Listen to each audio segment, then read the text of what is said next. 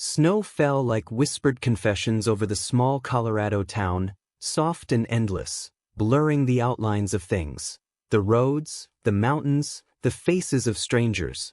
It was the kind of cold that made the air feel fragile, as if breathing too deeply could break it. The last bus of the evening crawled along the highway, its headlights cutting through the white storm like weary eyes refusing to close. At the old bus stop near Aspen Ridge, a woman sat alone beneath the dim shelter light.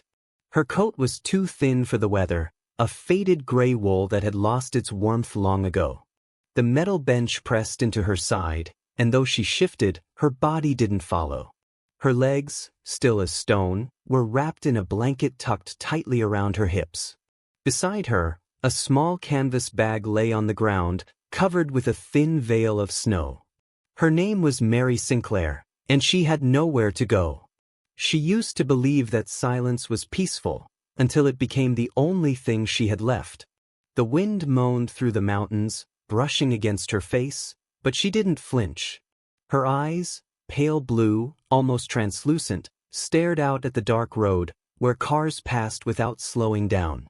The snow settled in her hair, turning the soft chestnut strands white at the edges, as if winter itself were claiming her piece by piece.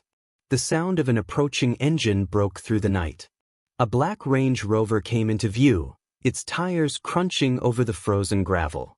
It wasn't the kind of car that stopped at bus stations, not here, not at this hour. The headlights cut off, and for a moment everything went still again.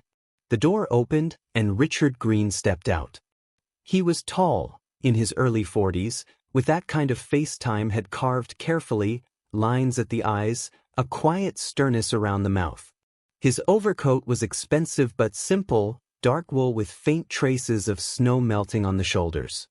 He looked like someone who didn't belong to the landscape, someone who had always been on his way somewhere else.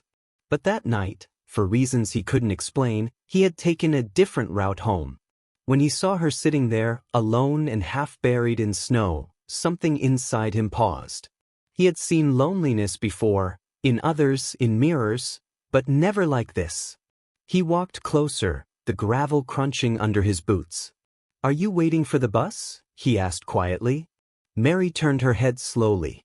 Her lips parted as if to speak, but for a moment, no sound came out.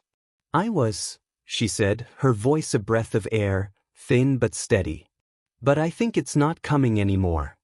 Richard looked at the timetable nailed to the post. The ink had run down from the melting snow. The last route was hours ago. He frowned. "You shouldn't be out here," he said. "It's freezing." She smiled faintly, the kind of smile that only happens when words aren't enough. "I didn't have anywhere else to be." He hesitated. A man like him wasn't supposed to stop. He was used to structure, meetings, appointments, plans laid out in calendar blocks. But something about her, the way her eyes didn't ask for help yet carried the quiet of someone who had already given up asking, rooted him to the ground. "Where do you live?" he asked. She looked away. "I used to have a small place near the old mill.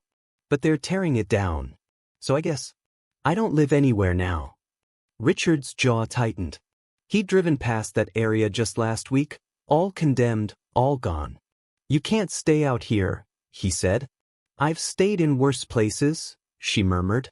"If you believe in kindness, in second chances, and in people who still step up when the world turns away, take a moment to like, comment, and share this video.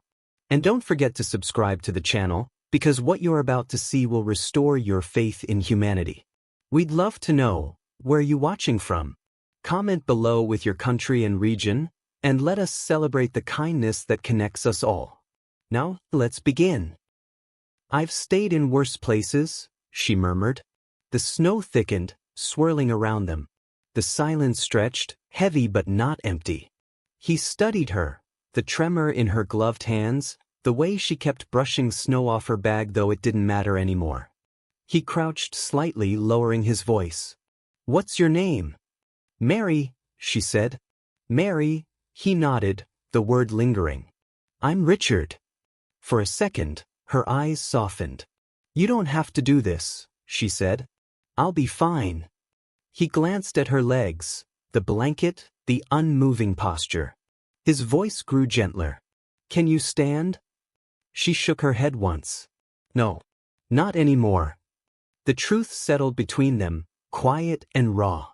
The snow didn't stop, it only seemed to fall slower now, as if time itself were waiting. Richard exhaled, rubbing a hand over his face. "I can drive you somewhere. There's a shelter near Glenwood Springs. Or, somewhere warm at least." Mary's eyes flickered, wary but tired. "You don't even know me." "I don't need to," he said. "You shouldn't be alone tonight." For a long moment, she didn't move. Then she reached for her small bag, as if weighing the last of her pride against the weight of the cold.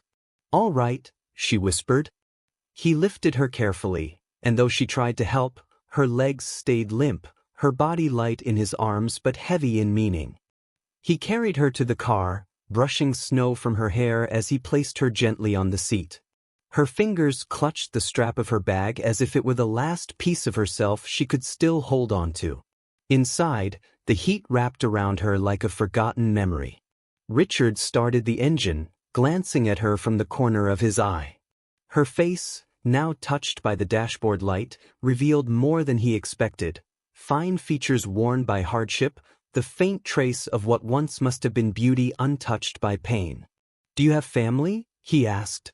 She smiled faintly. "Not anymore." He didn't ask more. He didn't need to. The road curved through the sleeping town, the snowstorm swallowing everything behind them. Mary watched the world blur through the window, the ghostly outlines of trees, the dim streetlights, the reflection of her own face looking smaller than she remembered. Richard kept glancing at her, at the way she seemed to disappear into silence, at the way her eyes followed nothing but the dark.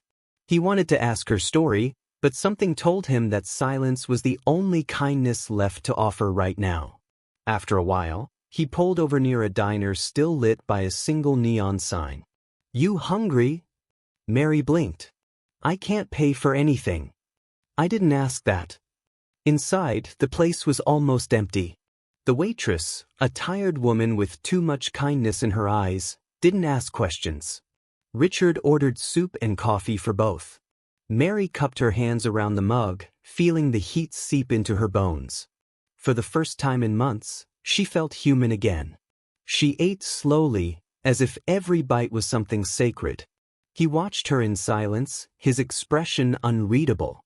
There was something in her, a fragility that wasn't weakness, but survival disguised as surrender. When they finished, he paid and led her back to the car. She hesitated before getting in. "Why are you helping me?" she asked softly. He looked at her, snow glinting in his hair. "Because someone once helped me when I didn't deserve it." Her eyes widened slightly. "And now you're returning the favor?" He smiled faintly. "Something like that." They drove again, past the empty streets, past the places where the world forgot to look. The snow eased, revealing a sky streaked with silver clouds. Mary leaned her head against the window, her eyelids heavy. For the first time in years, she allowed herself to feel safe. When she woke, the car had stopped. They were on a hill overlooking the valley, the early light of dawn beginning to break through. The snow sparkled like crushed glass. "Where are we?" she whispered. "My place," Richard said. "I thought it'd be easier to rest here tonight. The roads to the shelter are closed anyway." Mary looked at the large wooden house, its windows glowing with soft light. It wasn't extravagant, it looked lived in, loved. She hesitated. "I don't want to be a burden." "You're not," he said simply. He carried her inside, careful not to make her feel small. The living room smelled faintly of pine and coffee. A fire burned in the hearth, crackling softly. He set her down on the couch, covering her legs with a blanket. For a while, neither spoke. The sound of fire filled the silence. "You live alone?" she asked. "Yes," he said. "My wife passed away 5 years ago. Cancer." "I'm sorry," she murmured. He nodded. "I have a daughter. She's at college now." Mary smiled weakly. She must be proud of you. He looked into the fire. I don't know about that. The warmth spread through the room, but something else lingered, a quiet recognition, two broken lives meeting in the stillness of winter. She watched the flames, her face softening. I used to love the snow, she said. When I could still walk. I'd go out after storms, just to hear how the world goes quiet. Richard turned to her. What happened? She hesitated, eyes distant. Car accident. A drunk driver ran a red light. I was a teacher back then. It happened after school. I woke up 2 days later and couldn't feel my legs. He said nothing, only listened. My fiancé left soon after, she continued. Said he couldn't handle it. My parents were already gone. So I just learned to disappear. Her voice trembled slightly, but she didn't cry. She had run out of tears long ago. Richard looked at her, really looked, and felt something shift inside him. Not pity. Something deeper. Mary, he said softly, you don't have to disappear anymore. She looked at him then, really looked, and for a heartbeat she saw not a stranger, but a man who meant what he said. Outside, the first light touched the mountains. The snow glittered like the world had been remade. Mary whispered almost to herself, why me? He smiled gently. Maybe because I needed someone to remind me what kindness looks like. She lowered her gaze, her voice trembling like a fragile truth. I don't know how to start again. He stood slowly, took her hand, and said the words that would change everything. Then don't start alone, he whispered. Come with me. And for the first time in years, she nodded, not out of fear, but out of the faint, flickering belief that maybe, just maybe, she still belonged somewhere in this world. Morning unfolded gently over the mountains, brushing the snow with gold. The house felt alive again, not because of sound, but because of presence. Mary sat near the wide living room window, wrapped in a knitted blanket, watching the sun rise through the frost. The world outside was untouched, but inside, something was slowly thawing. Richard moved quietly in the kitchen, the scent of coffee and toast filling the air. He wasn't used to sharing mornings. For years, silence had been both punishment and comfort. The faint clatter of dishes felt almost foreign, like the memory of a life he'd once had and forgotten how to live. Coffee? He asked, stepping closer. Mary smiled softly. I'd love some. He handed her the mug carefully, watching her small hands curl around it. She closed her eyes for a moment, letting the warmth seep in. The fire crackled faintly, and for a long while, neither spoke. You didn't sleep much, she said quietly, looking at him. He shrugged. Old habits. Thinking. He smiled faintly. Always. She looked out at the mountains again, her voice slow, thoughtful. It's beautiful here. Peaceful. It wasn't always, he said. After my wife passed, I didn't see much beauty in anything. I kept this place because she loved it. I guess I didn't know how to let it go. Mary nodded, her gaze distant but warm. Sometimes keeping something is the only way we know how to remember.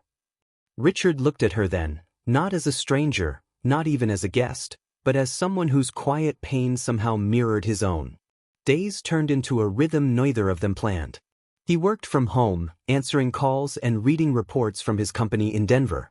Between tasks, he'd glance over and see Mary reading by the window or sketching in a small notebook he'd found for her. She drew with slow precision. Faces, landscapes, small fragments of life. Her hands trembled sometimes, but she never stopped. It had been years since she'd touched paper like that. One afternoon, he came home from town carrying new supplies. Pencils, brushes, watercolor pads. She looked up, surprised. What's all this? You mentioned you used to teach art, he said. I thought maybe you'd want to start again. Her lips parted, but no words came. Tears welled in her eyes, uninvited but true. I don't know what to say. Say you'll paint, he replied softly. She smiled through the tears. I'll paint. That night, he sat near the fireplace, reading while she worked. The sound of pencil on paper, the flicker of the flames. It all felt like the sound of life returning. When she showed him her first sketch, a snow-covered mountain under a fading sky, he studied it carefully. The lines were delicate yet strong, just like her. "It's beautiful," he said. "It's home," she whispered. Winter deepened, and so did the quiet bond between them. They didn't speak of love, not yet, but it was there, beneath every shared glance, every gentle silence. He'd catch himself waiting for her laughter, the way it filled the room softly like the scent of pine after rain. She'd catch herself watching him when he wasn't looking, noticing how his eyes softened when he smiled, how his voice grew lighter when he spoke to her. One evening, snow fell heavy again. The world outside vanished into white. Richard lit candles as the power flickered. They sat together near the fire, wrapped in warmth and quiet. Mary looked into the flames. "Do you ever wonder why people cross paths the way they do?" He turned to her. "All the time. I used to think life was random, that it didn't matter who came or went. But that night at the bus stop, if you hadn't stopped, I would've," he said, interrupting gently. "Even if I didn't know why, I would've." She smiled faintly. "You make it sound like fate." He looked at her for a long moment, his voice soft. "Maybe it was." The wind howled outside, but neither moved. She reached out then, her fingers brushing his hand. It wasn't planned, and it wasn't romantic. It was gratitude, connection, and something unnamed that needed no explanation. He turned his palm upward, holding her hand in his. For the first time in years, both of them felt the same thing, peace that didn't hurt. Days passed. The storm cleared. The world softened into early spring. The snow melted from the pine branches, revealing the dark earth beneath. Mary had regained some strength in her upper body, thanks to the therapy exercises Richard found online and helped her with each morning. "Push against my hand," he'd say, his voice steady. She'd frown, focused, her arms trembling with effort. "You're enjoying this," she'd tease. "Maybe," he'd admit, smiling. "You're stronger than you think." "And you're more patient than I expected," she'd reply, catching her breath. They laughed, real laughter, the kind that echoed through the house like sunlight breaking through clouds. But not every day was easy. Some nights, Mary still woke from dreams that felt too real, the screech of tires, the impact, the silence after. She'd lie awake, eyes open in the dark, her chest tight. Richard always seemed to know. He'd appear at the doorway quietly without words. He'd sit beside her until her breathing slowed again. "Thank you," she'd whisper. "You don't have to," he'd say. "You're safe now." The truth was, helping her healed something in him too, something he didn't know was still broken. Then came the weekend his daughter returned. Emma Green, 21, bright, curious, the reflection of her late mother, stepped into the house with the confidence of someone who had spent her whole life building herself from the ruins of grief. She dropped her suitcase by the door and looked around. "Dad? You here?" He appeared from the kitchen, smiling. "Welcome home." But when her eyes landed on Mary, seated by the window sketching, confusion flashed across her face. "Hi," Mary said gently, lowering her pencil. "You must be Emma." Emma nodded slowly. "And you are?" "Mary Sinclair," Richard said. "She's staying here for a while." "It's a long story." Emma's eyes narrowed slightly. "Since when do we have guests?" He sighed. "Since winter." Mary offered a small smile. "Your father was kind enough to help me when I needed it." Emma's tone softened but stayed cautious. "That's nice of him." Dinner that night was quiet. The clinking of silverware filled the spaces between hesitant words. Emma watched Mary carefully, as if trying to understand what her father wasn't saying. Afterward, Emma pulled Richard aside. "Dad, who is she really?" He met her gaze calmly. "Someone who needed help." "And you just brought her here? To live with you?" "It wasn't planned," he said. "But it felt right." Emma folded her arms. "She seems nice. But are you sure this isn't too much?" Richard smiled faintly. "When your mother was sick, people told me the same thing, that it was too much. That I should think of myself first. I didn't listen then either." Emma's eyes softened. "You really care about her, don't you?" He nodded once.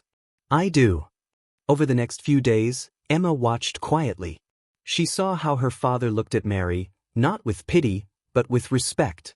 She saw how Mary smiled when he entered the room, how she thanked him for the smallest things. She saw two people who had been lost in different ways, finding their way back through each other. One afternoon, she joined Mary by the window. You're an artist, Emma said. Mary nodded. I used to be. Emma looked at the sketchbook in her lap. These are incredible.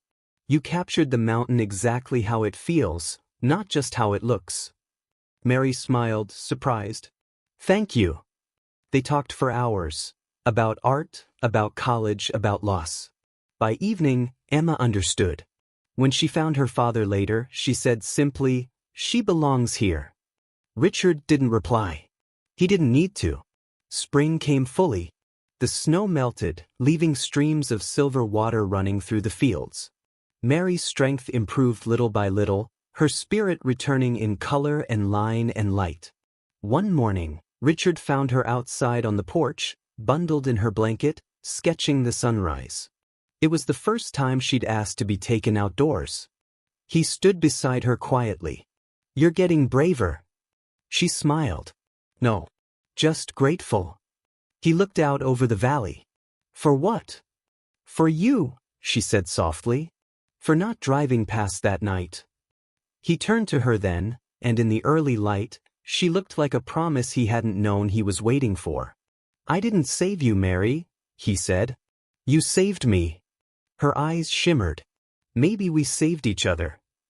He reached out, brushing a strand of hair from her face.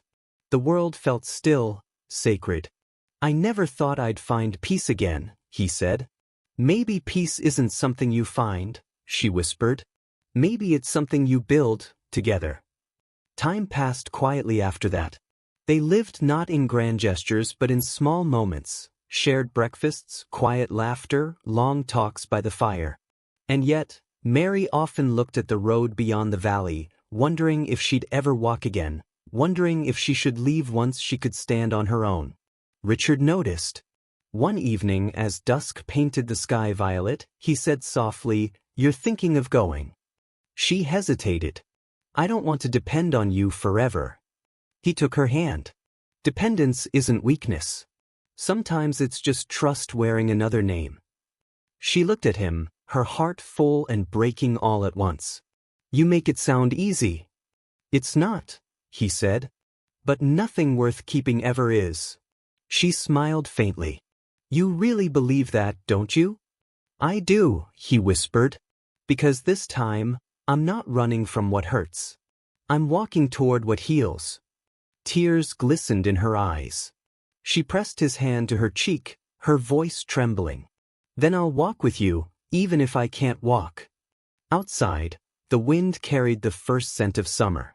Weeks later, a letter arrived. An art gallery in Denver had accepted her sketches for exhibition. Richard insisted on driving her there, refusing to let her doubt herself.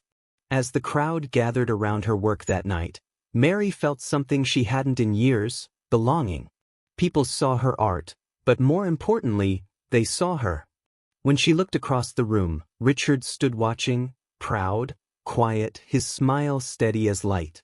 After the event, they drove home in silence, the stars spilling across the sky. She reached for his hand, and he held it tightly.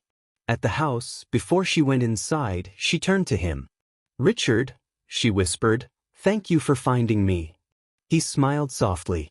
No, Mary. Thank you for letting me. That night, she sat by the fire, sketching once more. The final image she drew was not of mountains or snow. It was of two hands reaching through the cold toward the same light. Below it she wrote in small letters, Come with me. Because sometimes, the simplest words are the ones that change everything. Not promises, not vows, just an open door, a warm room, and the courage to say yes to life again.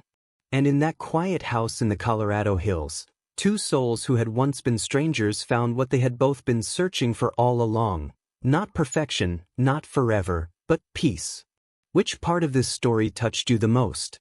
Share your thoughts in the comments below. I'd love to read them. And don't forget to subscribe to the channel and turn on notifications so you won't miss any of our next emotional stories.